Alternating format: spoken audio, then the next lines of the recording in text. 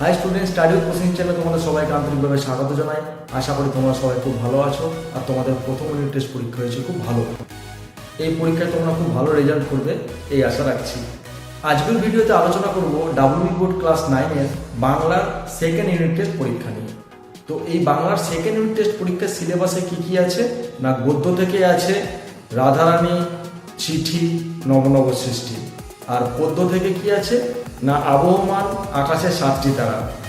আর সহায়ক পদ থেকে আছে বোমযাত্রী ডায়েরি, কভার্স আর স্বর্ণকুণ্ড। ব্যাকরণ অংশ থেকে আছে বাংলা শব্দভাণ্ডার, শব্দ ও পদ, বিশেষ্য, সর্বনাম, ক্রিয়া।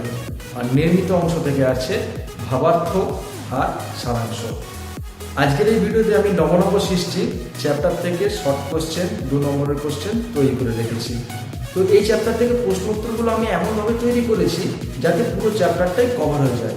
এই চ্যাপ্টার থেকে আমি 1 নম্বর এবং 2 নম্বরের যে প্রশ্ন উত্তরগুলো তৈরি করেছি এমনভাবে তৈরি করেছি যে এই 1 নম্বর এবং 2 নম্বরের প্রশ্ন উত্তরগুলো পড়লে তোমাদের পুরো চ্যাপ্টারটাই কিন্তু কভার হয়ে যাবে। এই চ্যাপ্টার থেকে 1 নম্বর এবং 2 নম্বরের প্রশ্ন তোমাদের যেখান থেকেই দিক তোমরা কিন্তু লিখতে পারবে। এই প্রশ্ন উত্তরগুলোর মাধ্যমে আমি পুরো চ্যাপ্টারটাই তোমাদের প্রস্তুত করে দিয়েছি।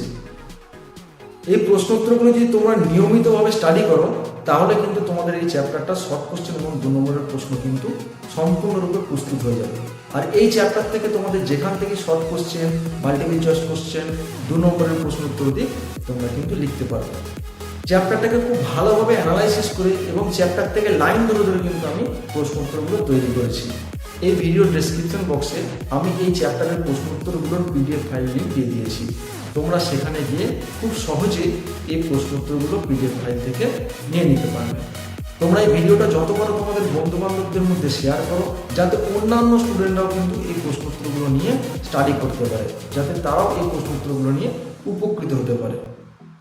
যদি আমার এই ভিডিওটা তোমাদের খুব ভালো লেগে থাকে তাহলে একটা লাইক দাও, তোমাদের গুরুত্বপূর্ণ মতামত কমেন্ট বক্সে জানাও এবং চ্যানেলটাকে তোমরা সাবস্ক্রাইব করে রাখো যাতে পরবর্তীকালে আমি এরকম আরও যত ভিডিও আপলোড করব তার প্রথম নোটিফিকেশন কিন্তু তোমাদের কাছে পৌঁছে যাবে।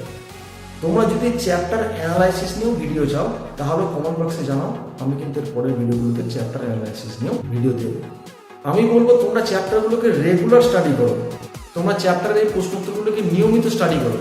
তাহলে কি হবে, তোমাদের পুরো চ্যাপ্টারটাই দেখবে আস্তে আস্তে কিন্তু কভার হয়ে গেছে। পরীক্ষার সময় তোমরা কিছু সাজেস্টিভ টাইপ প্রশ্ন উত্তর করে পরীক্ষা দিয়ে যাও তাহলে কিন্তু চ্যাপ্টারটা পুরোপুরি প্রস্তুতি কিন্তু তোমাদের হবে না।